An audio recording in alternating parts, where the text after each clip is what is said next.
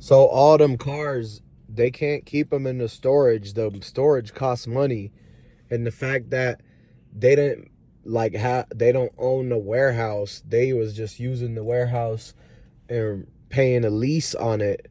They leased the commercial warehouse space to keep the Lambo, the McLaren that you've been seeing, the C8 that got towed away.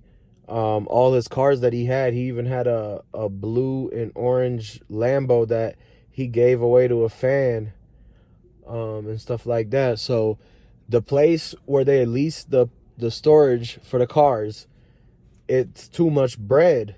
So they had to let the cars go.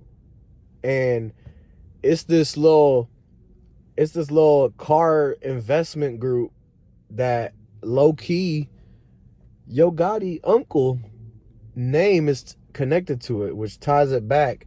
They bought all the cars.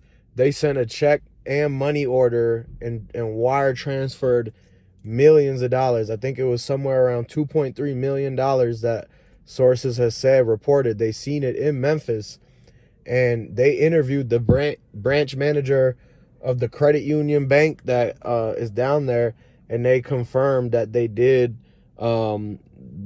back the transaction, and the funds were deposited. And so once that news interview came out, and that on the newspaper that I read, then that's when we was able to know, hey, the $2.3 million went through, and now the cars are being transported. So the first car that went out was the car from the scene, because they ultimately wanted Dolph's car. The car that he pulled up to at Makita's, they wanted that car because they probably put some, allegedly, they must have put some sort of tracking device on it, and they want the DNA in there. They want some sort of items. Maybe he had more watches. Maybe he had rubies, diamonds, who knows what. But basically, they want to get rid of all of that stuff, evidence, and keep the cars. And then they're going to try to use the cars in Yo Gotti's music videos. Once, you can't let them disrespect Dolph and let them use the cars like that. If they see a camo car in any CMG music video, it's on site for that artist and that whole clique. Because it's just like saying Op Pack. It's just like Makita's coming and selling Dolph cookies 2 days after everything happened. So the fact that they want to buy his cars, they offered because they knew that they talked to the leasing people from where they kept the cars at, and they say, yeah, you know what, times is like they need to move them cars, so you should make an offer. And it's no reason that Key Glock was even like involved with moving the cars, because at first they were saying Key Glock moved the cars from the house to the storage, and we don't really want to bother that because Key Glock haven't said he moved the cars.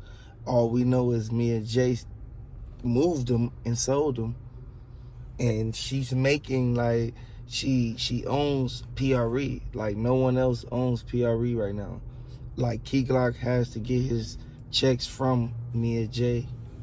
And the reason why Key Glock at first had all his yellow cars on the trailer going away was because he kept his cars in the same leased warehouse that Dolph kept his cars at. And when everything happened with Dolph, Key Glock had to move his because he knew that they wasn't going to be able to cover the lease for that warehouse no more. Dolph was the only person that could afford it.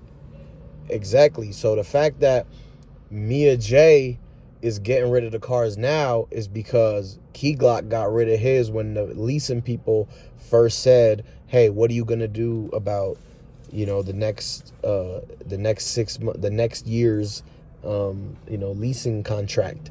Are you going to do another 6 months or not? And it's a note for that for $385,000 just to lease that space for that 6-month contract. So it's either she up $500,000 basically after sales tax, or she's gonna get 2.3 million back right now, and they get not have to worry about taking cars with them when they move to, they moving out. So they gotta definitely. Mia Jaye has all rights over everything that goes on, so no one can really get mad. Only fact is the CMG involvement.